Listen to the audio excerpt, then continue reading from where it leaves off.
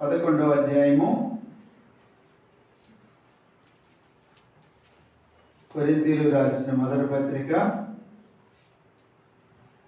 11వ అధ్యాయము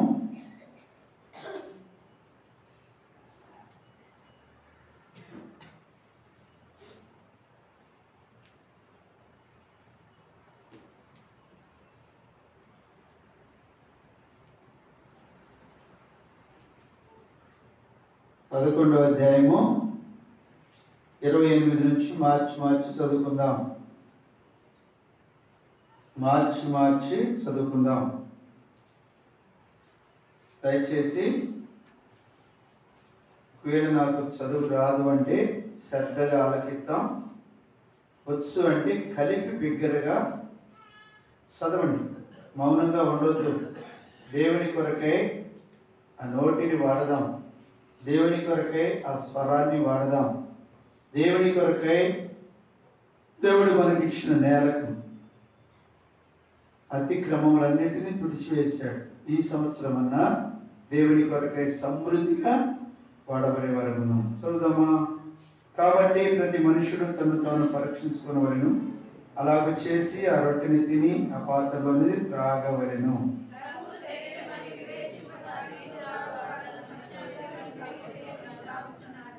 ఇందువల్లనే మీలో అనేకులు బలహీనులను రోగులనై ఉన్నారు, చాలా మంది నిద్రించుచున్నారు.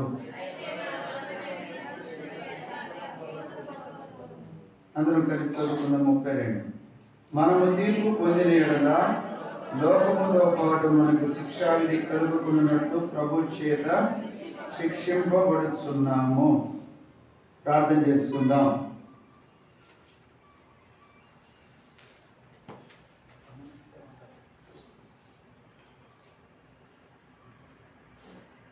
ప్రేమగల తండ్రి, స్తుతిస్తున్నాం. మీ సన్నిధిలో చేరి నిన్ను ఆరాధించడానికి సహాయపడుతూ వచ్చారు. అదే భయంతో విపత్తితో యథార్థంగా మీ శరీరంలో రక్తంలో పాలు పంపులు వదులు సాయించి పరీక్షించుకోవడానికి అనుభవంలోనికి మమ్మల్ని దాసుని కూడా జ్ఞాపకం చేసుకుని మీ పరిశుద్ధ లేఖనాలను తెలుసున్నాయనను పొల్లైనను స్పష్టముగా ఎరగిన వాడిని ఒప్పుకొస్తున్నాను. తండ్రి, నీవు సెలవిస్తూ వచ్చావు ఇర్మియా, నీవు నా తట్టు తిరుగుము, నేను నీకు నోటిగా ఉంటాను. నువ్వు చిన్నవాడిని అనొద్దు. ఇదిగో నువ్వు పుట్టక మునుపు తల్లి గర్భంలో పిండంగా రూపింపబడక మునిపే నేను నిన్ను ప్రవక్తగా ఏర్పరచుకోలేదు. నీ నోటు నా మాటలు ఇస్తాను. నరపుత్రుడా, నీవు నోరు బాగుగా తిరుగు, దాన్ని నేను నింపేది. ప్రభావ మీరే సాయం చేస్తాను.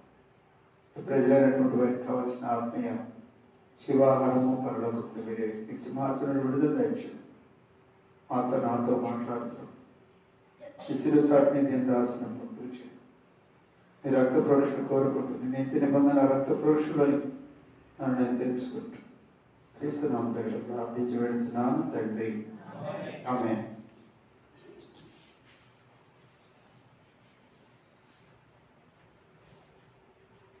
కాబట్టి మనం ఇక్కడ జాగ్రత్తగా గమనించినట్లయితే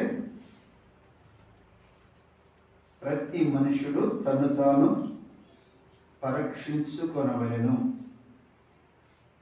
ప్రతి మనుషుడు, ప్రతి ఒక్కరు, ఇక్కడ నుంచున్న నేనైనా, అక్కడ ఉన్నవారైనా, లేక ప్రపంచ దేశంలో క్రీస్తు రక్తములో కడగబడిన ప్రతి ఒక్కరూ పరీక్షించుకోవాల్సింది. అది వ్యక్తులను బట్టి కాదు. ఇదిగో ఫలానోళ్ళు పరీక్షించుకోవాలి, ఫలానోళ్ళు పరిశోధించుకోవాలనేమి లేదు. అందరికీ చెప్తా ఉన్నాడు. కొరింథీలో ఉన్న సంఘం అంతటికీ కాదు, అందరికీ ఈ వాక్యము వర్తిస్తా ఉంది. కాబట్టి మనము ప్రభు కొలలో చేవేస్తే మనము పరీక్షించుకొని చేయాలి. సంవత్సరాలు మారినా ఎప్పటి వరకు పరీక్షించుకోవాలంటే తుది శ్వాస విడిచేంత వరకు, తుది శ్వాస విడిచేంత వరకు మారు మనసు పొందుతూనే ఉండాలి, సరి చేసుకుంటూనే ఉండాలి. కారణము మనము ఎక్కడున్నామంట? లోకంలో ఉన్నాము కనుక లోకము మనల్ని, మనము లోకాన్ని తాకకుండానట్లు అనేకమైనటువంటి పర్యాయములు మన చూపులు, తలంపులు, ఆలోచనలు, ఎన్నో పరిస్థితులు ఉంటాయి. వాటన్నిటిని బట్టి ఎవరెవరు ఏది కలిగి ఉన్నారో వారికి మాత్రమే తెలుసు కనుక ప్రతి ఒక్కరు కూడా పరీక్షించుకోవలసిన వారుగా ఉన్నారు. పరీక్షించుకుంటే ఏమిటి లాభం అంటే లోకంతో పాటు తీర్పు ఉండదు. ఇప్పుడే తీర్పు అయిపోద్ది. ప్రభు బల దగ్గరే తీర్పు అయిపోద్ది కనుక లోకంతో పాటు మనకు తీర్పు ఉండదు, లోకంతో పాటు శిక్షా విధి కూడా ఉండదు. కనుకనే మనం ఇప్పుడు తీర్పులోనికి రావాలి. చూడండి, అలా వచ్చిన ఒక వ్యక్తిని చూద్దాం. రండి. కొలస్సీలకు రాసిన పత్రిక మరి ప్రభు సన్నిధిలో ఎలా కనబడుతున్నారో మన ముందు నడిచిన వారు వాళ్ళని కొంచెం అట్ట మన గమనంలోనికి లేకపోతే మన ఎదుటికి తీసుకొని మరి మనము ఆ విధంగా లేకపోతే ఆ యొక్క పరిస్థితిలో ఉన్నామా, మనము కూడా అలాంటిది కలిగి ఉన్నామా చూసుకొని వెళ్దాం. నోట్స్ రాసుకోండి. నేను ఈరోజు మర్చిపోయి వచ్చాను. బాప్తిసాలు తీసుకున్న వారి వరకు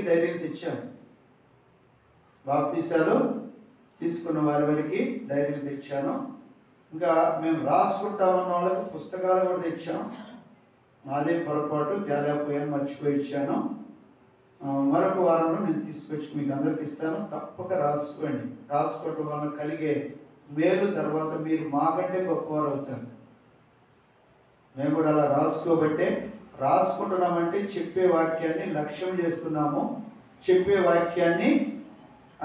లక్ష్యము చేస్తున్నాము.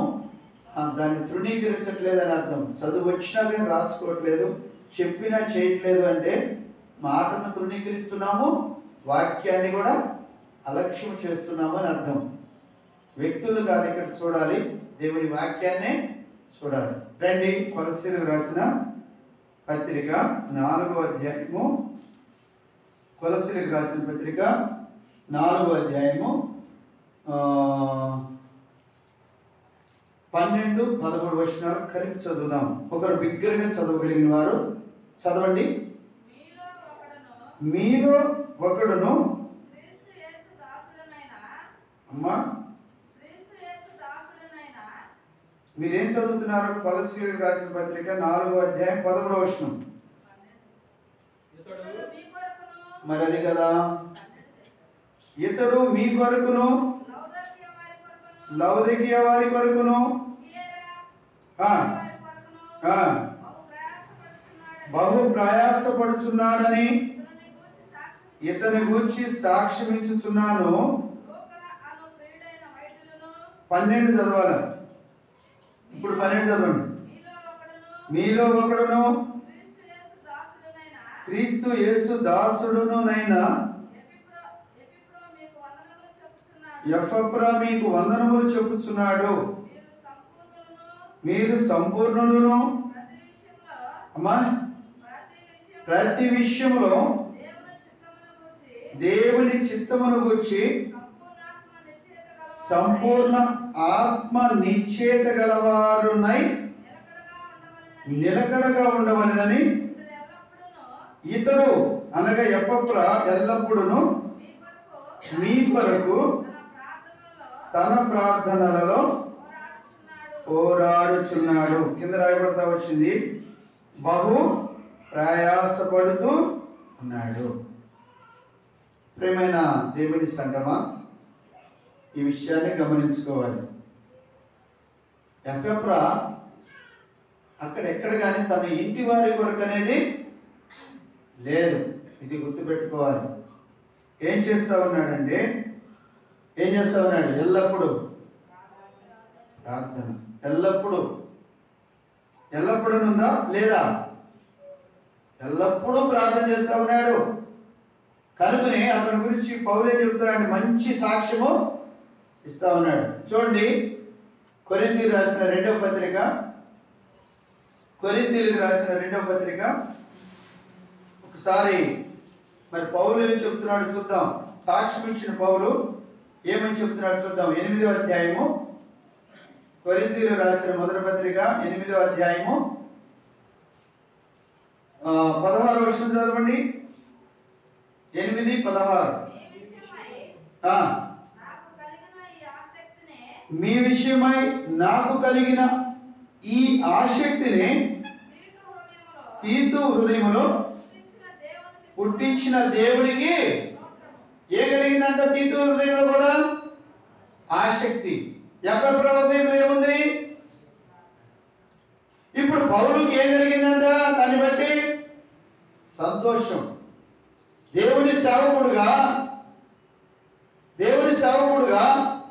సంఘములో ఉన్న విశ్వాసులకి సాక్ష్యం ఇస్తా ఉన్నాడు. ఆ సంఘములో ఎదిగిన వారి గురించి సాక్ష్యం ఇస్తా ఉన్నాడు. ఆ సంఘములో వర్ధిల్లిన వారి గురించి సాక్ష్యం ఇస్తా ఉన్నాడు. ఏమని ఇస్తున్నాడు? మళ్ళీ చదువున్నమాట, మీ విషయమై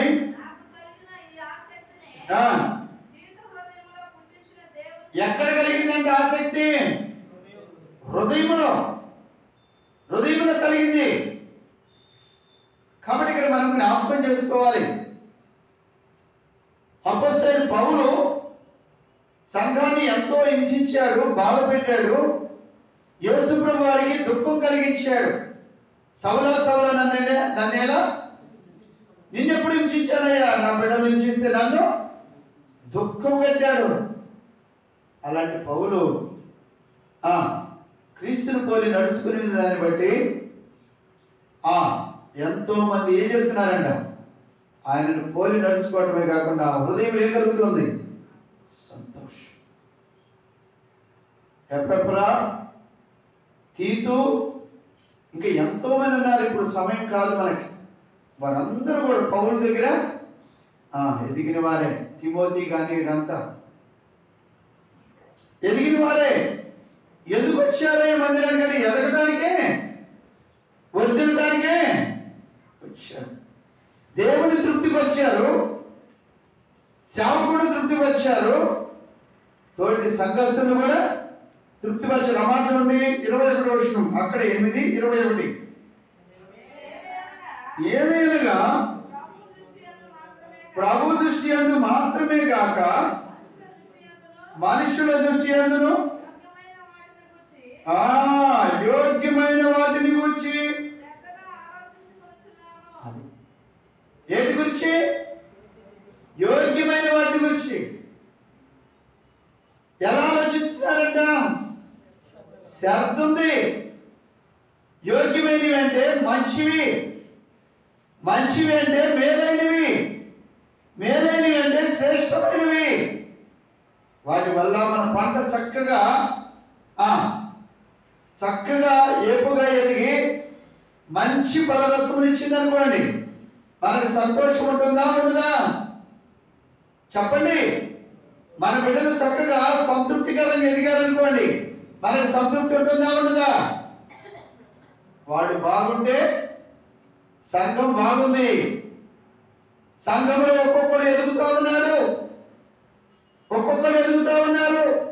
ఆ సంఘంలో నుంచే పరిచారకులు వస్తున్నారు, ఆ సంఘాల నుంచే సువార్థికులు వస్తున్నారు, ఆ సంఘాల నుంచే ఉపదేశకులు వస్తున్నారు, ఆ సంఘాల నుంచే గాయకులు వస్తున్నారు, ఆ సంఘాల నుంచే ప్రార్థన వీరులు వస్తున్నారు, ఆ సంఘాల నుంచే దేవుని మహిమపరచుటకు సామర్థ్యత కలిగిన వారు.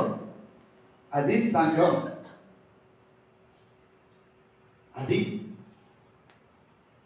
పౌలుకు ఆసక్తి ఉంది, మరి వాళ్ళకు కూడా ఆసక్తి ఉంటే ఎదిగారా లేదా? ఇప్పుడు మొద్దుకు ఆసక్తి ఉంది, మొద్దుకి ఆసక్తి ఉంది, కింద ఏళ్ళకి ఆసక్తి ఉంది. ఏళ్ళు నీళ్లు తీసుకుంటున్నాయి, ఆ నీళ్లు తీసుకున్నటువంటి ఏళ్ళు మొద్దుకి ఇస్తున్నాయి. ఆ మొద్దు నుంచి పోయిన కొమ్మలు ఫలిస్తేనా లేదా? ఎన్నోసార్లు చూస్తుంటాం, మొద్దు బాగానే ఉంటుంది, కొమ్మలు ఎండిపోయిన రీతిలో లేవా? మద్యం పాడు చెప్పమ్మా. మందిరానికి మా చెట్టు ఎట్లా ఉంటుంది? గెస్ట్ రూమ్ పక్కన చెట్టు ఎట్లా ఉంటుంది? గెస్ట్ రూమ్ పక్కన చెట్టు చింత చెట్టు అండి. సంవత్సరానికి దగ్గర బండి జాలలో ఎన్ని వస్తుంది కూడా తెలియదు, అంత కాపు కాస్తుంది. అదే చింత చెట్టు ఉంది మర్చిపాడులో, వెనకమాలే మందిరానికి అనుకొని కొమ్మలన్నీ ఎండిపోతాయి. ఆడకత్తి సిగురుండు. రెండు చింత చెట్లే, రెండు మందిరంలోనే ఉండి రెండింటి విషయమై ప్రార్థన, రెండింటి విషయమై ఒకే రకంగా నేల, ఒకే రకంగా నీళ్లు కూడా తీసుకుంటున్నాయి. కానీ ఒకటి ఎలా ఉంది? ఫలభరితంగా. దరిదాపు ఊళ్ళో అందరూ దానియేలు కాలంలో అయితే నేను రాకముందు చింతకాయలు అమ్మేవాడు అంట. అంటే అంత కాపు కాసింది. నేను అమ్మకం గురించి అట్లా విషయం చెప్తున్నాను. అంత కాపు కాసేదాన్ని. ఇక్కడ మనం జ్ఞాపకం చేసుకోవాలి. అక్కడ అపోస్తలుడు పౌలు ఏమంటాడంటే ప్రభువుకు మాత్రమే కాదు, ప్రభు దృష్టికి మాత్రమే యోగ్యమైన వారు కాదు. ఎలా ఉండాలయ్యా? మనుషులందరికీ యోగ్యమైన వారుగానే ఉండాలి. ప్రభువును మాత్రం మెప్పించడం కాదు, ప్రజలందరినీ కూడా ప్రభువుతో మాత్రమే సమాధానంగా ఉండడం కాదు, ప్రజలందరితో కూడా ప్రభువును మాత్రమే ప్రేమించడం కాదు, ప్రజలందరినీ కూడా. ఇక్కడ జ్ఞాపకం చేసుకుంటాం. అపోస్తలుడైన పౌలు సంఘానికి, కొరింథీ సంఘానికి రెండవ పత్రికలోకి వచ్చినా చెప్తున్నాడు. అంటే అక్కడ సంఘం ఎలా ఉందంటే ప్రభువును మాత్రం ఆరాధిస్తూ ఉంది, ప్రజలు మాత్రము పక్కన పెడతా ఉంది. అందుకే ఆ సంఘాంతో చెప్తున్నాడు. మళ్ళీ మాట చదువుతారు దయచేసి, చదవండి. 21. ఏదైనగా ప్రభు దృష్టి యందు మాత్రమే కాక మనుషుల దృష్టి యందును అది మనుషుల దృష్టి యందు కూడా. ఎందుకు అలాగా? లోకాసు వార్త చదవండి.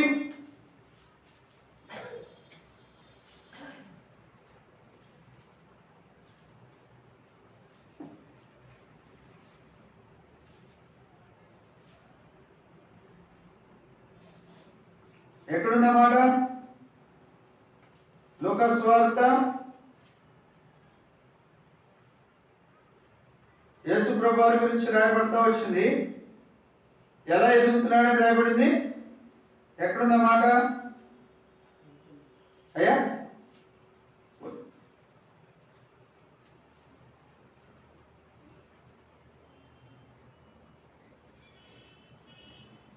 అన్ని విషయంలో ఎదుగుతున్నాడని ఉంటుంది చూడండి.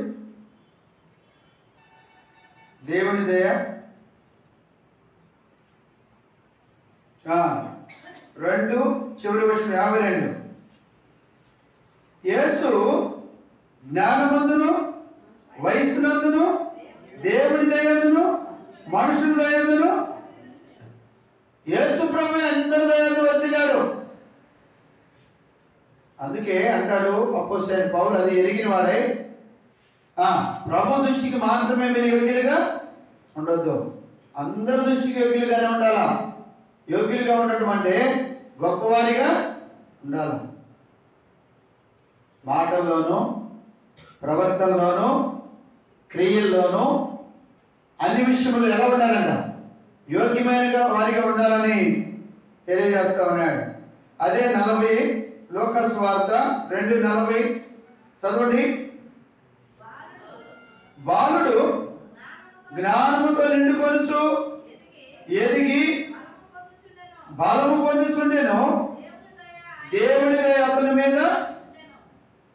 చూసారా ఏముందంట?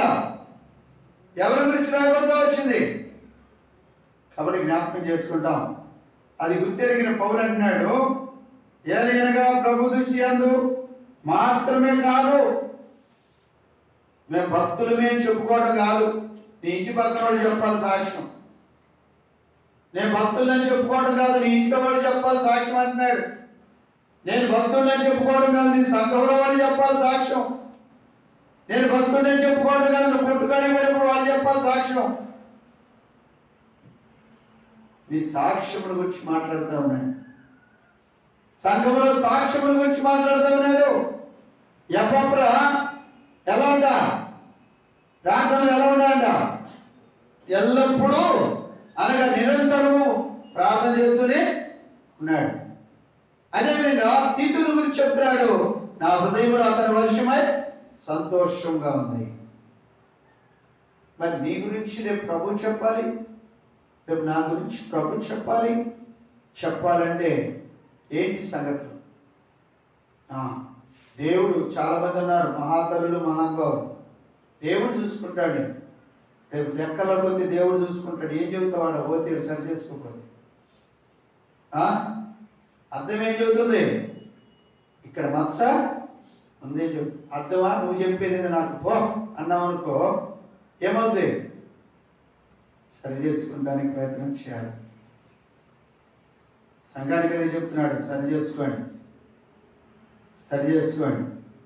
5:20 కొరింథీ, 2 కొరింథీ 5:20 దయచేసి చూడండి అమ్మా. కావున దేవుడు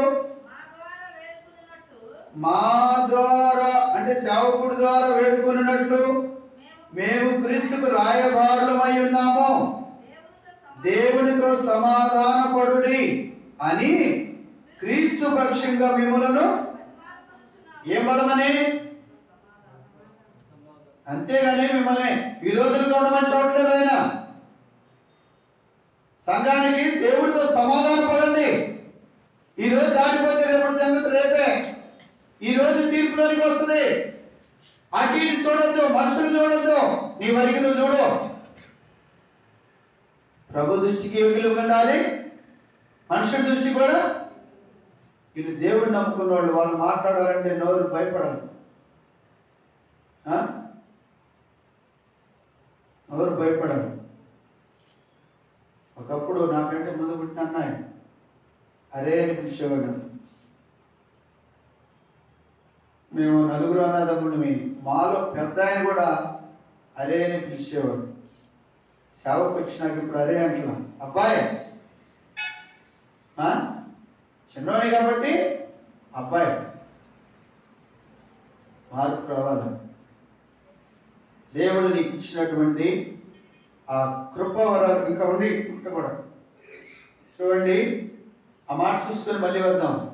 7:8 మళ్ళీ వద్దాం ఇక్కడికి. ఇది అట్నే పట్టుకొని ఈ పాట. నేను రాసిన పత్రిక వలన మిమ్మల్ని దుఃఖపెట్టినందున సంఘానికి ఏం కలిగిందంటే పౌలు బట్టి చెప్పాలి. దుఃఖం కలిగింది, దాన్ని బట్టి ఏం పడ్డంట? బాధపడ్డంట. ఎందుకు పడవయ్యా? చదవండి. నాకు విచారము బాధ కలిగినను ఆ పత్రిక మిమ్మలను స్వల్పకాలం మట్టుకే దుఃఖ పెట్టినని తెలుసుకొని ఉన్నాను. మీరు దుఃఖపడితేరని నేను సంతోషించడం లేదు, కానీ మీరు దుఃఖపడి మారు మనసు పొందితేరని. ఎప్పుడు ఆమె సంతోషం మారితే, దుఃఖపడినది కాదు, మారు మనసు పొందితే. 7 చాళ్ళ పిల్లగాళ్ళని వదిలేస్తే ఏమవుతాడు? సామెతల గ్రంథంలో రాబడతా వచ్చింది. బెత్తి వాడని తండ్రికి శత్రువు, తండ్రికి శత్రువు, కుమారుడికి బెత్తం వాడిని వల్ల వాని ఆత్మ పాతాళమునకు పోక. ఒకవేళ తిట్టుకోవచ్చు పౌల్ని ఆ సంఘంలో సేవకుడు. ఎవడు 14 చెప్తాడు, ఇలా మేము వచ్చింది మందిరానికి ఏం చేత హెచ్చరింపబడ్డానికా, ఏం చేత గర్తింపబడ్డానికా, ఏం చేత మేము చెప్పించుకుని మాకు తెలియదా అనుకోవచ్చు. అయినా అక్కడ అన్నాడు, మీరు కన్నీళ్ళు పెట్టినా బాధపడినా ఏం చేసినా నేను దాని గురించి సంతోషించడం లేదు. మరి దేని బట్టి సంతోషం కలుగుతుందో పోలంటే, మీరు మారు మనసు పొందితే సంతోషం. ఏ మారు మనసు పొందితే ఏమొచ్చిందయ్యా? దేవుడితో సమాధానం అవుతుంది. దేవుడితో సమాధానం అవుతుంది. దేవుడు వారవుతారు, దేవుడి సన్నిధికి రాగలుగుతారు, దేవుడి సన్నిధిలో ఉత్సాహించగలుగుతారు, దేవుడి సన్నిధిని సంతృప్తిగా అనుభవించగలుగుతారు. అదే నాకు సంతోషం. మిమ్మల్ని బాధ పెట్టినందుకు నాకు సంతోషం లేదు. పోయి బాధ పెట్టారు కదా అని నేను కూడా బాధపడుతున్నా. ఈ సత్యాన్ని తెలుసుకున్నప్పుడే సంఘము వర్ధిల్లుద్ది. ఈ సత్యాన్ని చూసినాం. ఎవరిని సంతోష పెట్టుతున్నాం, ఎవరి దృష్టికి యోగ్యులంగా ఉంటున్నాం. పౌలు అంటున్నాడు, నేను మనుషులను సంతోష పెట్టకోరిన ఎడల చెప్పండి ఇప్పుడు విని ప్రభువును సంతోషపెట్టి కోరితే నాకు సంతోషం, కిరీటం ఉంది. నేను మనుషుని సంతోషపెడితే దౌర్భాగ్యుడు అంటున్నాడు. దౌర్భాగ్యుడు అంటే ఈడ్చివేయబడినటువంటి కుక్కతో సమానము అంటున్నాడు. అక్కడ ఏం బతుకులు అంటాం కదా మనం, కుక్క తెచ్చి ఏం చచ్చిందిరా కుక్క అన్నాం. దాన్ని దేవుడు తన వాక్యం ద్వారా ఎవరన్నా నిలబడి వారితో మాట్లాడినప్పుడు, వారి ద్వారా మాట్లాడినప్పుడు దాన్ని ఏం చేయాలంటే హృదయంలోనికి స్వీకరించాలి. అంతేగాని దాని విషయమై తిరిగి పరిచయలాగా చేసిన ఏ పరిచయం కూడా యేసు ప్రభు నమ్ముకున్నట్టు దాఖలాలు లేవు. యేసు ప్రభు వాక్యం చెప్పి కిందకి రాగానే రాళ్ళు ఇవ్వటం, కిందకి రాగానే చేతులు ఎత్తటం, కిందకి రాగానే సంపాలని చెప్తాం, కిందకి రాగానే గొడవలు పెట్టి, కిందకి రాగానే రకరకాలు. ఏ ఒక్కడో దేవుడు నమ్ముకోవాలో పర్లోకం పోవాలి. వాడు కూడా పౌరులకు దాన్ని బట్టి సంతోషం లేదా? దేన్ని బట్టి సంతోషమయ్యా? మీరు మానవలసి పొంది దేవుడితో సమాధాన పడితే దేవుడి సంతృప్తిగా అనుభవించగలుగుతారు. అక్కడే ఉంది ఆ మాట. మళ్ళీ చదవండి. 20 మనం చదివిన దాకా 5:20 పూర్తిగా చదవండి.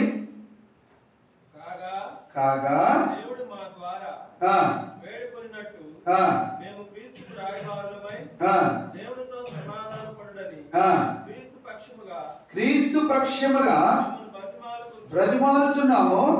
ఎందుకనగా మనము ఆయన యందు మనమనే పదవాడాడు ఇక్కడ. ఆయనతో సహా, సేవకుడితో సహా ఈ సత్యాన్ని ఎరగాల. నాకు మాత్రమే అనుకుంటే ఆశీర్వాదము, నన్ను మాత్రమే అనుకుంటే నష్టపోతావు సుమి. నాతో దేవుడు మాట్లాడాడు అంటే ఆశ్చర్యపడతాం. తిరిగి వ్యక్తిగతంగా తీసుకో. దేవుడు అంటాడు అక్కడ, మళ్ళా చూద్దయ, ఎందుకనగా మనము ఆయన యందు దేవుని నీతి అగునట్లు పాపమెరుగని ఆయనను మన కోసము పాపముగా మనమంటున్నాడు అక్కడ. అందరం ఆయనలోకి పోవలసిన వారమే. ఎవరి వంతులో వాళ్ళు, ఎవరికి ఏ స్థలము కేటాయించబడిందో ఆయనలో ఆ స్థలమునకు వెళ్ళవచ్చు. దానియేలు గ్రంథము చూడండి, ఆ మాట ఒకసారి మళ్ళీ చూద్దాం. దానియేలు గ్రంథము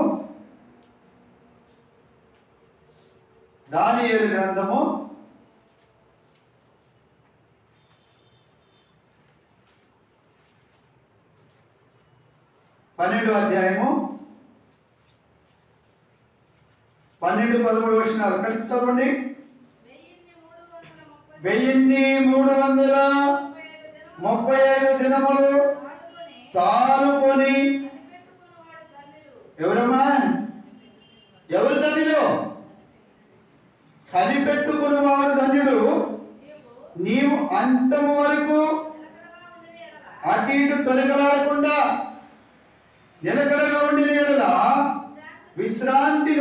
విశ్రాంతి నొంది కాలాంతమందు ఇస్కరియోతులాగా తప్పిపోకుండా నీ వంతులో నువ్వు నిలవాలంటే ఇస్కరియోతు ఏదేం చేశాడంట? నిలకడగా లేడు. యేసు ప్రభుతో ఉన్నట్టే ఉన్నాడు.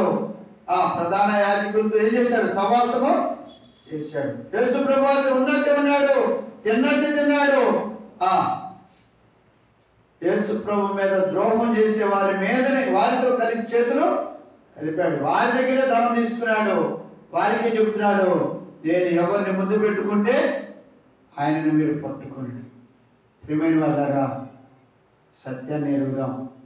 మన కాలంతమందు మన వంతులో మనము నిలవాలి. పిలిచినప్పుడే కదా దేవుడికి కూడా సంతోషం. ఒక తండ్రికి 2 బిడ్డలు పుట్టారు. 2 బిడ్డలు పుట్టినప్పుడు చూడండి ఆ మాట, నేను అంటాం కాదు, ఆ మాట చూద్దానండి. లోకాసు వార్త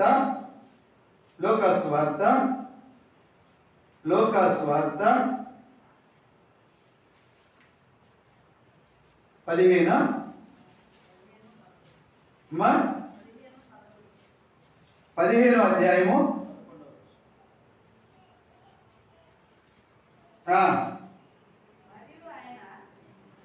కాదమ్మా 3 అందుకు ఆయన వారితో ఈ ఉపమానం చెప్పెను, మీలో ఏ మనుషుడికైనను 100 గొర్రెలు అన్ని కలిగి ఉండగా అమ్మా ఒకరికి 100 మంది పిల్లలు కలిగి ఉండగా వారిలో ఒకడు తప్పిపోయిన ఎడలా అతడు 99 మందిని అడవిలో విడిచిపెట్టి తప్పిపోయిన వాడిని దొరుకు వరకు 99 ఉన్నాయిగా, ఒక్కటి లేకపోతే అంత తప్పిపోయిందంట. అది కూడా దారిలో అన్నింటితో పాటు రావచ్చుగా, రాకుండా తప్పిపోయింది. అయినా సరే దాన్ని వెతుకుతా ఉన్నాడు. ప్రియమైన వాళ్ళగా, దేవుడు ఆశించేది కూడా తప్పిపోయిన వారి కొరకే. తప్పిపోయిన వారిని గద్దించడానికి, శిక్షించడానికి, రక్షించడానికే పూనుకుంటున్నాడు, వదిలేయడానికి కాదు. సేవకుడు కూడా అదేటువంటి అపోస్తలుడైన పౌలు చేస్తుంది అదే. 99 విడిచిపెట్టేశాడు ఒక్కదాని కొరకు ఎరుక పట్టణానికి వెళ్ళాడు, ఒక్కదాని కొరకు జక్కే దగ్గరికి వెళ్ళాడు, ఒక్కదాని కొరకు కోరేడు దగ్గరికి వెళ్ళాడు, ఒక్కదాని కొరకు శానా దెయ్యం పట్టిన వాడి కొరకు వెళ్ళాడు, ఒక్కడి కోసమే పాడి మీద మోసుకెళ్తున్నటువంటి వాడి కోసం వెళ్ళాడు, ఒక్క వాడి కోసమే శతాధిపతి దాసుడు ఒక్కరి కొరకే యాయిరు కుమార్తె దగ్గరికి వెళ్ళాడు, ఒక్కరే. అర్థం చేసుకుందాం దేవుని బాధను, దేవుని ప్రేమను, దేవుని యొక్క ఆశ ఇష్టాన్ని ఈ సంవత్సరమైన అర్థం చేసుకుందాం. ప్రభావాలను జ్ఞాపకం చేసుకోవాలి. నీ ఇష్టమును బట్టి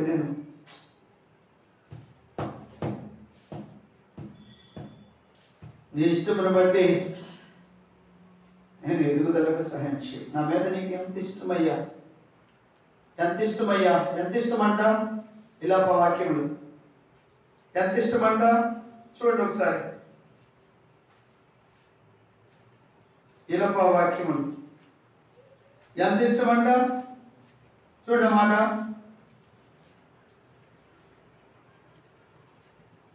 ఎంత ఇష్టమంట.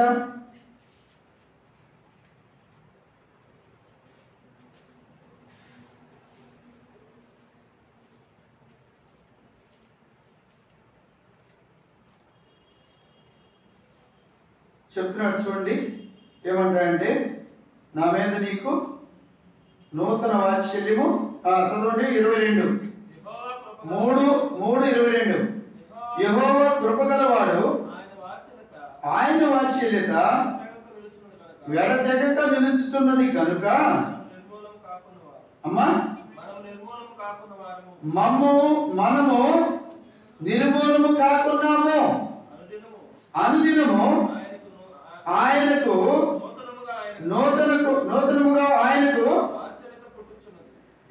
చూసారా ఏం పడుతుందంటే మన మీదకి ఇంకా మనం ఆయన బాధ పెట్టే కొద్దీ ప్రేమ పడుతుందంట. రక్షణ పొంది నిన్న బాప్తిజం తీసుకున్నాడు కూడా రాదు.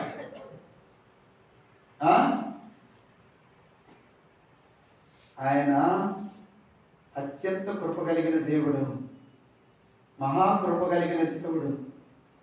నూతనముగా మన మీద వాత్సల్యం పుడుతుంది కనుకనే మనం నిర్మూలము కాలేదు. 2024లో మనము గతించిపోవాల్సిన వారము. 2020లో 2021, 22 ఎన్నో పరిస్థితులు, ఎన్నో అనారోగ్య సమస్యలు, ఎన్నో ఆటుపోట్లు, ఎన్నో శత్రువు తీసుకొచ్చి పెట్టు శోధన. వాటిలో ఇంకా మనం నిర్మూలన కాలేదంటే మన మీద ఆయనకి ఏం పడుతుందంట. తప్పిపోయిన గొర్రె పిల్ల వలె ఉన్నప్పటికీ ఆయనకి మన మీద ఏం పడుతుంది. వాత్సల్యత ఇంకా మక్కువ ఇంకా పెరుగుతుందంట మన మీద. అయ్యో దాని ఉదాహరణ చెప్పనా.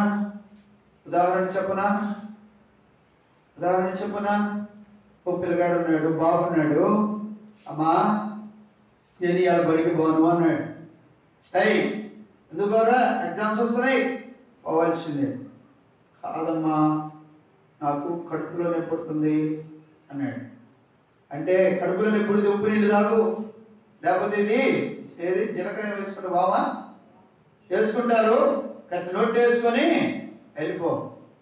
అమ్మా బాగా వస్తుందమ్మా, పొట్ట పట్టుకున్నట్టు చేసింది. ఆ పొట్టకేమింది వామా తీసుకొచ్చి రుద్దేసి బడికి పంపించింది. బడిదారు తీసుకుపోయి దొంగెత్తులు వేస్తున్నాడు. బడిదారు తీసుకుపోయి వదిలిపెట్టింది. ఇంటికి వచ్చేసింది.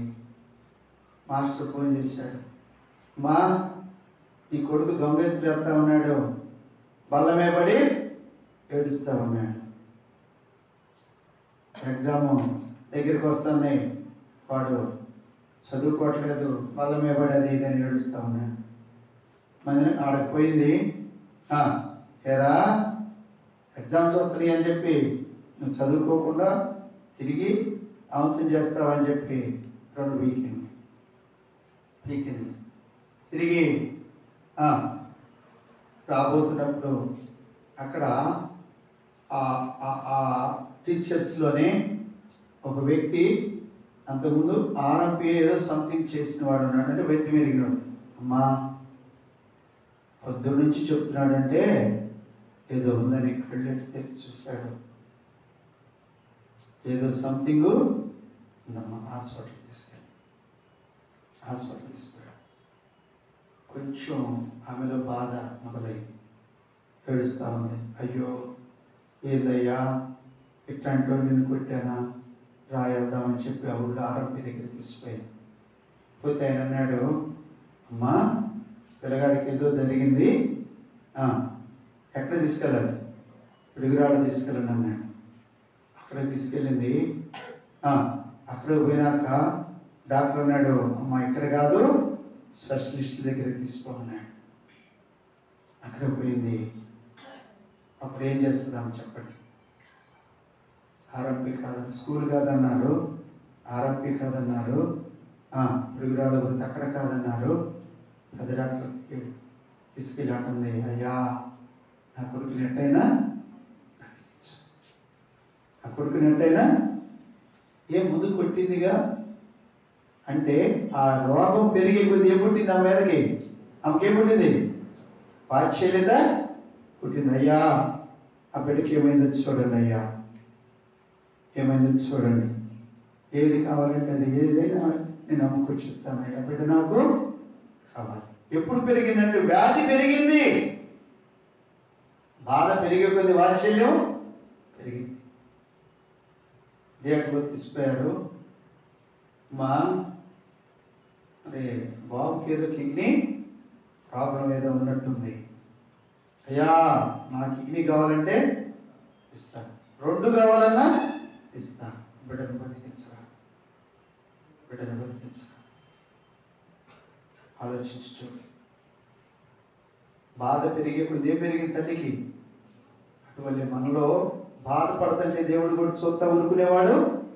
ఆయనకు ఆ బాబు బాధపడుతుంటే తల్లి చూడలేకపోయింది. అవసరమైతే 2 కిడ్నీలు వేస్తే అరుగుదల ఉండదు, ఆ మనిషి సరిపోద్ది, అయినా పర్వాలేదు నా బిడ్డ కోసం. ఏసీ కూడా అదే తప్పిపోయిన గొర్రె పిల్ల కొరకే 99 విడిచిపెట్టాడు. 99 నీతిమంతుల కంటే కూడా పాపి అయిన ఒక మనిషికి రక్షణ కోసం. పాపంలో ఉంటే అలాగనే చనిపోతావు, కనుక అలా చనిపోవడం నాకు ఇష్టము లేదు. మరి నీతిమంతులను ఎందుకు విడిచిపెట్టాడు? హబక్కూకు రాసిన గ్రంథము. నీతిమంతులను ఎందుకు విడిచిపెట్టాడు? మాట చూడండి,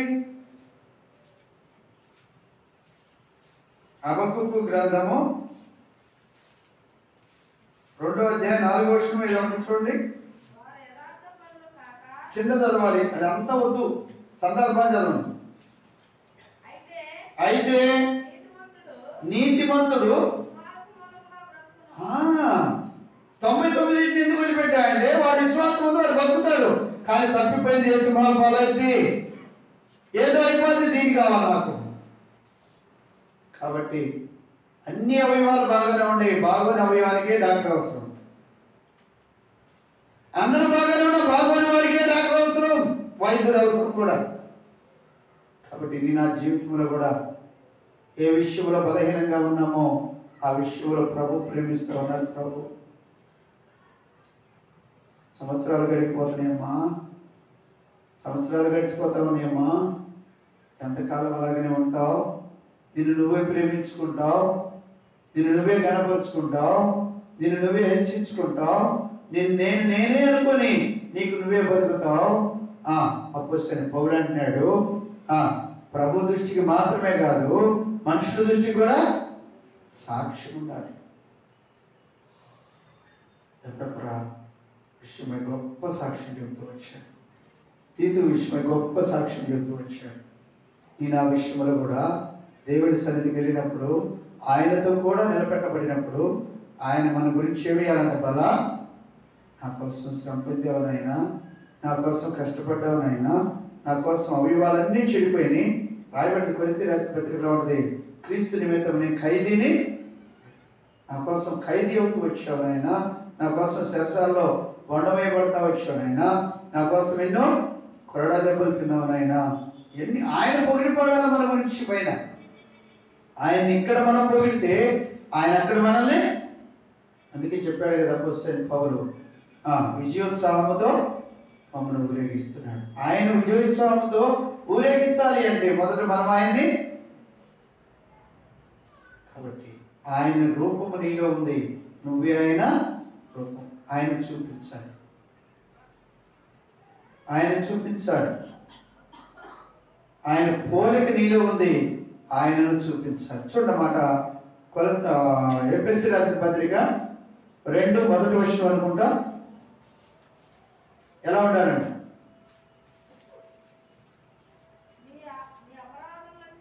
కాదమ్మా, 5 అనుకుంటా. చూడండి, క్షమించండి.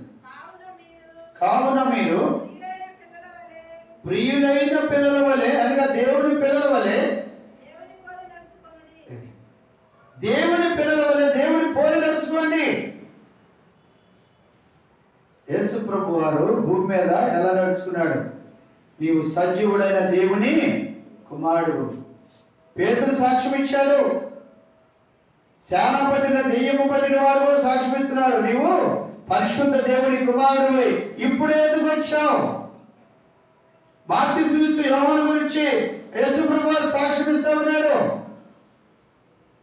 పేతురు గురించి యేసు ప్రభు వారు అన్నాడు, నువ్వు కేపా. మరి నీ గురించి అదే కాగితం మీద వర్షం రాసుకుంటున్నావా? ఒకవేళ ఏదైనా కొత్త డైరీ మొదలు పెట్టావా? ఇలాగనే రాసి ఉన్నాయా? లేకపోతే ఇలాగ ప్రభువుకు అప్పగించుకుంటున్నావా? ఆయన రాయడానికి ఇష్టపడుతున్నావా? లేకపోతే నువ్వే రాసుకుంటున్నావా? రాసుకున్నావు సంవత్సరాలు, ఏ ఉపయోగం? పిల్లలు పిచ్చి గీతలు గీసుకున్నట్టు మన జీవితాన్ని రాసుకున్నాం. మరి ఇప్పుడు ఈ సంవత్సరమైన ప్రభువా నా జీవితాన్ని కట్టు. తప్పిపోయింది, నేను కూడా తప్పిపోయాను. 15వ అధ్యాయము లూకా సువార్త 15, కిందకి రండి. 15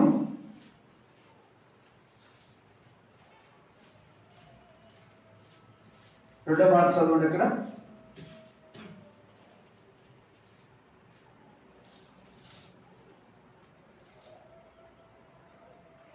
ఎనిమిదవ వచనం, ఏ స్త్రీకైనను 10 వెండి నాణెములు ఉండగా, అమ్మా వాటిలో ఒక నాణ్యము పోగొట్టుకుంటే తాను దీపం వెలిగించి ఊడ్చి అది దొరుకు వరకు జాగ్రత్తగా. ఎందుకని ఇక్కడ ఏమి ఎదుర్కొంటుంది? అక్కడ కాపరి ఎతికాడు, తప్పిపోయింది. మందలో ఉంటే నాకు కాపుదల ఉంటుందని తెలియదా? మందలో ఉంటే మందతో పాటు కాపరి నన్ను బదలు చేశాడు. మందలో ఉంటే మందతో పాటు పక్షికల చోట్లను పరుడు చేస్తాడు. మందలో ఉంటే నీటి యోటుల ఎద్దుకు నన్ను నడిపిస్తాడు. మందలో ఉంటే బొగ్గల ఎద్దుకు నడిపిస్తాడు. మందలో ఉంటే నన్ను ఎవరు ఏమి ఆఖరి ఆయన చేతిలో నేను భద్రంగా ఉంటాను అనేది ఎర్రగంగా తప్పిపోయింది కనుకనే దాన్ని కాపాడాడు. ఇక్కడ పోగొట్టుకుందంటే ఏముంది? అశ్రద్ధ. కనుక నువ్వే ఎత్తుకోపోయి ఎప్పుడు వరకు ఎత్తుకుందంట? పోగొట్టుకున్న సమయంలో ఏముంది అక్కడ? పోగొట్టుకున్న సమయంలో ఏముంది అక్కడ? చీకటి ఉంది. చీకటి లోకాన్ని చూపిస్తా ఉంది, చీకటి పాపాన్ని చూపిస్తా ఉంది, చీకటి వ్యతిరేకాన్ని చూపిస్తా ఉంది, చీకటి తిరుగుబాటు చూపిస్తా ఉంది, చీకటి అవిధేయతను చూపిస్తా ఉంది, చీకటి అవివేకాన్ని కూడా చూపిస్తా ఉంది. చీకటి వెలుగుకు వ్యతిరేకమైనటువంటి పరిస్థితిని చూపిస్తా ఉంది. వెలుగు దేవుడై ఉంటే ఆ దేవుడికి వ్యతిరేకమైన జీవితాన్ని చూపిస్తా ఉంది. చీకటిలో పోగొట్టుకుందాను. పరమగీతాల్లో కూడా ఉంటుంది, రాత్రి పండుకున్నాము, రాత్రి నా ప్రియుడు వెళ్ళిపోయాడు. పడుకోండి వెళ్ళిపోయాడు. ఎప్పుడు పోయింది కూడా తెలియదు. యాగం వచ్చింది, నిద్రపోతా ఉంది. ప్రియమైన వాళ్ళగా, చీకటిలో పోగొట్టుకుందంట. మళ్ళీ గుడ్డి వెలిగించి వెతుక్కు. ఎప్పుడు వరకు ఎతికింది? వెతుకుదామా? ఏం పోగొట్టుకున్నావో సంతోషం, ఏం పోగొట్టుకున్నావో ప్రభు సన్నిధి ఆనందం, ఏం పోగొట్టుకున్నావో ఆ మొదటి ప్రేమ, ఆ మొదటి విశ్వాసము, ఆ మొదటి ఆనందము, ఆ మొదటి ఉత్సాహము, ఆ మొదటి యొక్క ఆ మంట ఉందా? నేను ఒకప్పుడు అన్నా పొద్దునంతే సాయంత్రం పోయేదని. ఇప్పుడు పొద్దునన్నా వస్తున్నావా? సాయంత్రం తర్వాత మరి సాయంత్రం అన్నా వస్తున్నావా? సాయంత్రం పూట పనికి పిలిచాడు కదా 5ంటికి, అట్లన్నా వస్తున్నావా? ఆలోచించు. తప్పిపోతే దేవుడు వెతికి రక్షించాడు, కానీ పోగొట్టుకుంటే మాత్రము నువ్వు వెతుక్కోవాల్సిందే. ఎక్కడ పోగొట్టుకున్నావో ఆ సంతోషాన్ని, ఎక్కడ పోగొట్టుకున్నావో ఆ దైవ దర్శనాన్ని, ఎక్కడ పోగొట్టుకున్నావో దేవుడిచ్చిన ఈవులను, ఎక్కడ పోగొట్టుకున్నావో దేవుడిచ్చిన తలంతులను. ఒకప్పుడు పొద్దున మొదలు పెడితే సంఘములో ఉన్న ప్రతి పేరు కొరకు, ప్రపంచం యావత్తులో ఉన్న దేవుడి పరిచర్య కొరకు కన్నీరు కార్చి ప్రార్థన చేసేది. ఇప్పుడు ఉందా? పోగొట్టుకున్నట్ట కాదా? నూతన సంవత్సరంలో ప్రభా తిరిగి నన్ను కట్టు, తిరిగి మళ్ళా నన్ను కట్టు. పోగొట్టుకున్న నాణ్యము దొరికేంత వరకు ఎత్తుకుంది. ఆ దీపము వెలిగించింది. ఆ దీపము నీవే, నీవే నా ఎలుగు. దావీదు క్రీస్తులో సంపాదించుకున్నాడు, పౌలు క్రీస్తులో సంపాదించుకున్నాడు. పేతురు కూడా పాపినైన నన్ను విడిచి పో అన్నాడు, కానీ ప్రభు ఎలలా వారికి ఆ రొట్టెలు కాల్చి పెట్టాడు. అప్పుడు అన్నాడు, నేను మిమ్మల్ని మనుషులు పట్టు చాలా రండి, ఇంతవరకు మీరు లోకంలో పట్టుకున్నారేమో, నేను మిమ్మల్ని మనుషులు పట్టు చాలా. సిద్ధమైన ఇష్టపడుతున్నావా?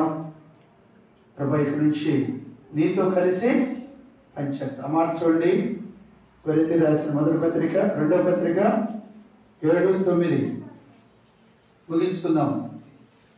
7-9 కొరింథీయులకు రాసిన 2వ పత్రిక 7-9.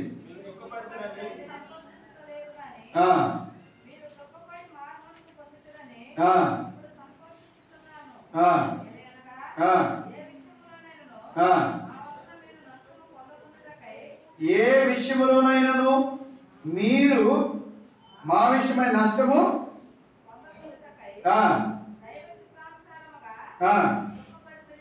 దుఃఖం. ఎవరి చిత్తానుసారంగా? నష్టపడ్డానికి కాదు, దైవ చిత్తానుసారంగా దుఃఖపడింది. దైవ చిత్తానుసారమైన దుఃఖము రక్షణార్థమైన మారు మనస్సును కలుగు చేయును. ఈ మారు మనసు దుఃఖమును పుట్టించదు. అయితే లోక సంబంధమైన దుఃఖము మరణమును. కాబట్టి లోక సంబంధమైన దుఃఖాన్ని ఏం కలిగిస్తాడు?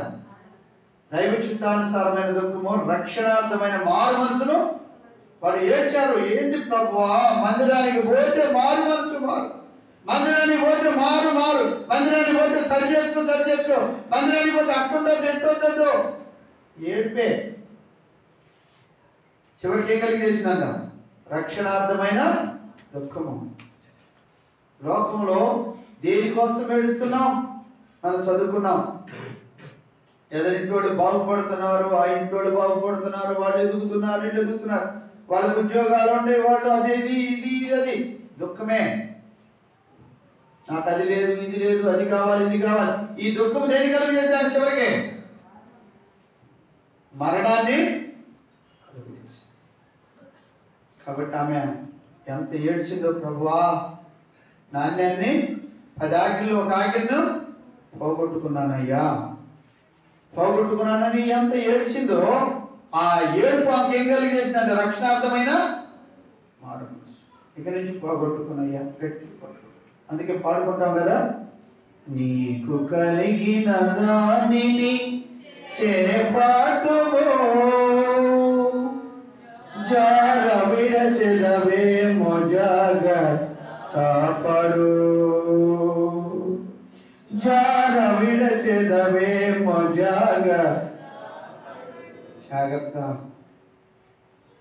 అపోస్తలుడైన పౌలు అంటాడు, చూడండి ఫిలిప్పీయులకు రాసిన పత్రిక, ఫిలిప్పీయులకు రాసిన పత్రిక 3వ అధ్యాయము 14వ వచనం, 13 కూడా 13 సహోదరులారా, నేను ఇదివరకే పట్టుకొని ఉన్నానని తలంచుకొనను, అయితే అమ్మా అయితే ఒకటి చేయించున్నాను, వెనుక ఉన్న అంటే పోయిన సంవత్సరం అన్న వాటన్నిటిని మర్చిపోయి 2025లో ఉన్న వాటి కొరకై వేగిరపడుచు. ఏం చేస్తున్నాడ? తొందరపడుతున్నాడ. 2025 ఏదైనా నేను చేయాలా, నా వంతులో నేనేదో చేయాలా, నన్ను ఎందుకు పిలిచాడో నేనేదో చేయాలా, నన్ను ఎందుకు ఏర్పరచుకున్నాడో దాన్ని చేయాలి. 2025లో నన్ను ప్రవేశపెట్టి నూతన వాగ్దానం నాకు ఎందుకు ఇచ్చాడో దాన్ని నేను చేయాలా. అసలు నాపై ఆయన ఉద్దేశం ఏంటో అది నేను తెలుసుకుని దాన్ని చేయాలి. దాని కొరకు ఏగిరపడుతున్నాను అంటే తొందరపడుతున్నాను.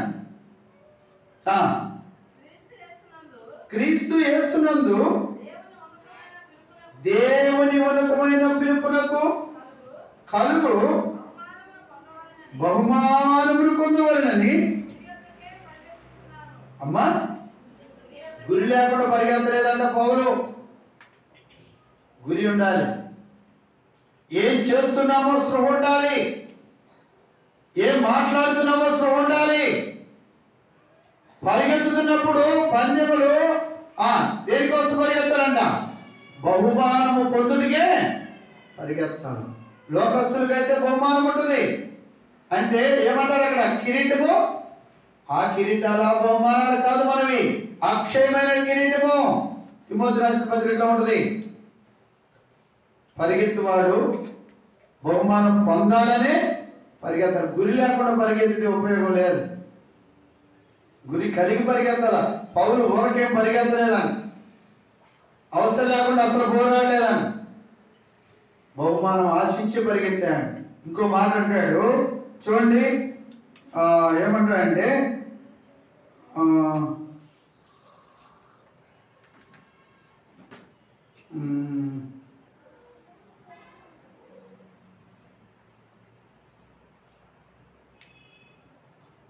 ఫిలిప్పీయులకు రాసిన పత్రిక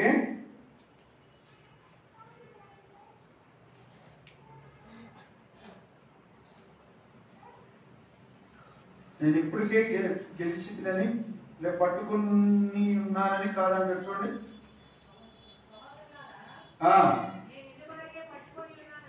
అమ్మా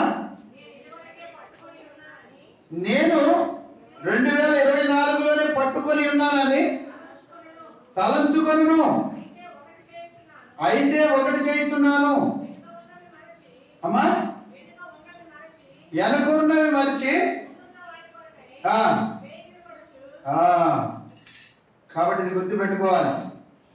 ఎందుకు ముందున్న వాటి కొరకై, ఎందుకు ముందున్న వాటి కొరకై 20వ వచనం.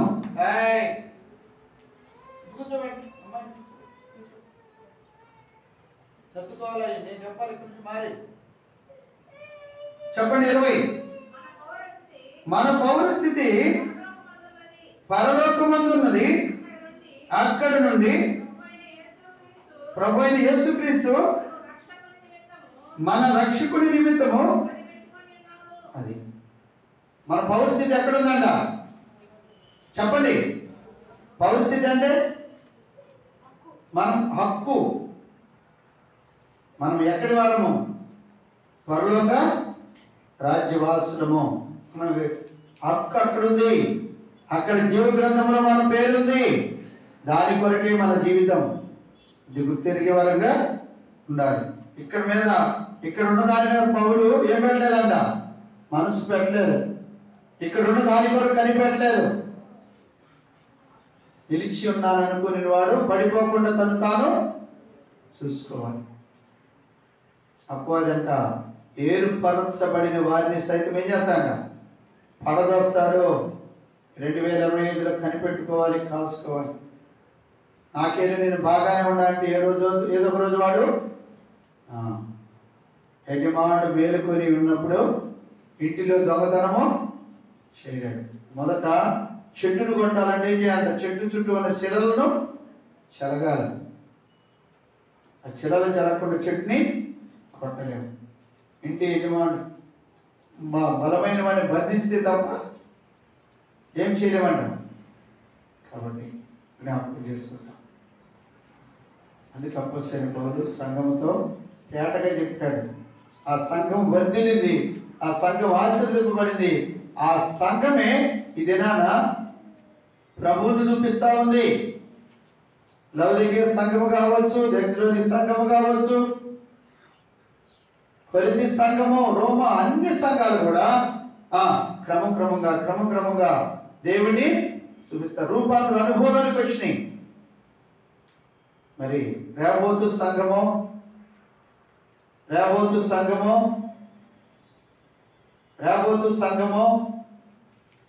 సంఘముల అంగమైన నీవు ఏంటి సంగతులు? పోయిన సంవత్సరం అట్లానే ఈ సంవత్సరాలు మారుతున్నాయి. జీవితాలు మారాలి, మనస్సు మారాలి. మారు మనస్సుకు తగిన ఫలములు ఫలించాలి. చూడండి, మత్తయి సువార్త చూసుకొని రూపాల్లోకి వెళ్తాం. మత్తయి సువార్త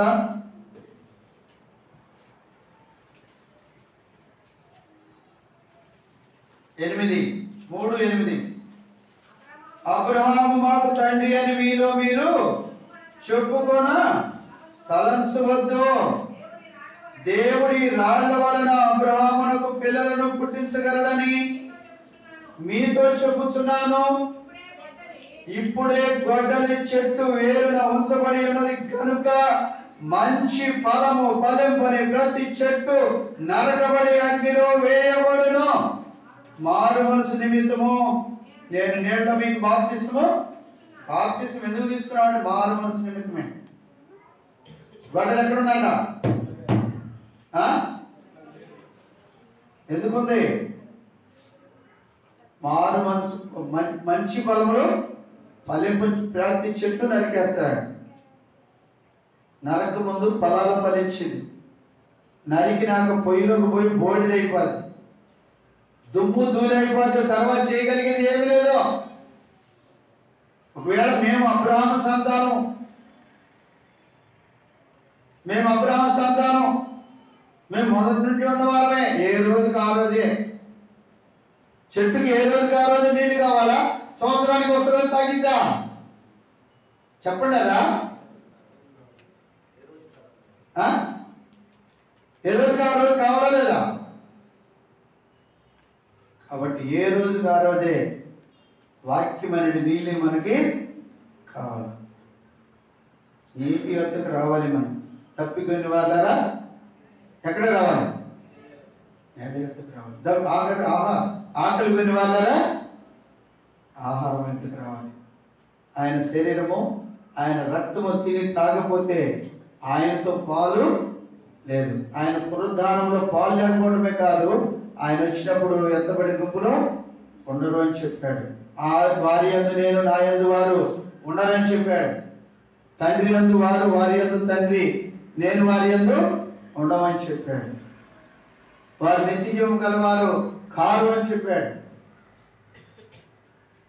నా శరీరము తిని నా రక్తం త్రాగువాడు నిత్య జీవము గలవాడు. తాగి తినకపోతే నిత్య జీవము లేదు. మరి నిత్య జీవం లేకపోతే ఆయనతో పాలు లేదు. మరి ఎవరితో పాలు? సాతానుతో పాలు, నిత్య నరకాగ్ని గుండముతో పాలు. ఆ పరిస్థితి నుంచి దేవుడు మనం విడిపించి ఆ నిత్య వాత్సల్య చేత కోపమును అణిసివేసుకొని రోషాన్ని పౌరుషాన్ని తను తాను తగ్గించుకొని మనం ప్రేమిస్తూ వచ్చాడు. 2025లో ప్రవేశపెడతా వచ్చాడు. మొదటి ఆదివారం ప్రభు దినంలో మనం ప్రవేశపెడతా వచ్చాడు. ఆదివారం ఆరాధించడం కొరకై సహాయపడతా వచ్చాడు. ప్రభు బల దగ్గరకు రాబోయే మనము ఏం చేయాలంట? పరీక్షించుకునే వారంగా ఎలా ఉన్నాము? తప్పిపోయిన వారంగా ఉన్నామా? పోగొట్టుకున్న వారంగా ఉన్నామా? తప్పిపోతే దేవుడు సాయం చేసేవాడు ఉన్నాడు. పోగొట్టుకున్నావా? నిన్ను నువ్వే ఎత్తుకోవాలి. దేవుడిచ్చిన రక్షణ, దేవుడిచ్చిన సంతోషము, దేవుడిచ్చిన ఆనందమును ఉందా? దేవుడిచ్చిన కుటుంబము ఉందా? దేవుడిచ్చిన భార్య ఆధ్యాత్మికంగా ఆత్మీయంగా ఉందా? దేవుడిచ్చిన భర్త ఉందా? దేవుడిచ్చిన బిడ్డలు దేవుడింట్లో ఉన్నారా? ఎక్కడ? సంవత్సరం అంతా కాపాడి, సంవత్సరంలో మళ్ళీ తిరిగి అందరినీ కాపాడి మళ్ళీ నీ కుటుంబాన్ని నీకు ఇచ్చాడు. ఎక్కడా? వారు ఎక్కడ? నేను నీకు ఇచ్చిన కుటుంబం ఏది? ప్రశ్నకి జవాబు ఉందా? నేను నీకు ఇచ్చిన బిడ్డలు, నేను నీకు ఇచ్చిన సంతోషం, నేను నీకు ఇచ్చిన రక్షణ, ఆనందం, నేను నీకు ఇచ్చిన సమాధానం, నీకు ఇచ్చిన ఆ 1వ తారీఖు రాత్రి నువ్వు అనుభవించిన సంతోషం, ఉత్సాహం ఉందా? ఇప్పుడు ఏది? ఆ రోజు కుటుంబంతో వచ్చావు, ఈరోజు నీ కుటుంబం ఏది? ఎక్కడ?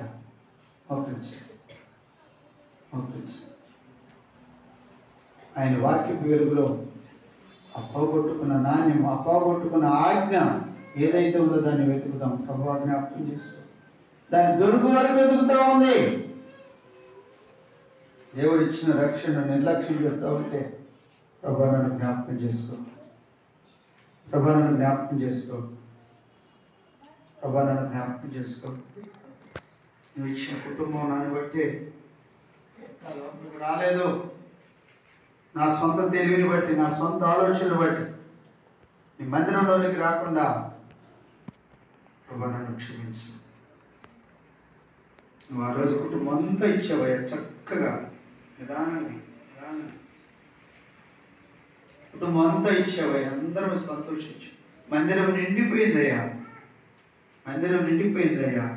ఆ రోజు ఎంత సంతోషంగా ఉందో, నిదానంగా ఎంత సంతోషంగా ఉందో, ఎంత ఆనందంగా ఉందో, ఎంత సంతృప్తిగా ఉందో. ఆ వాగ్దానం తీసుకొని చదవగానే మనసులో ఎంతో ఉల్లాసంగా ఉంది. ఉందా? మరి ఇప్పుడు ఉందా? 5 రోజులే. ఆ రోజు తీసేస్తే 4 రోజులే. ఆ రోజు తీసేస్తే 4 రోజులే. ఉందా? ఈ 4 రోజుల్లోనే మరి దేవుడింటికి ఎన్ని రోజులు వచ్చావు? దేవుడింట్లో ఎంతసేపు గడిపావు? దేవుడి సన్నిధిని ఎంత అనుభవించావు? దేవుడితో ఎంత సమయం గడిపావు?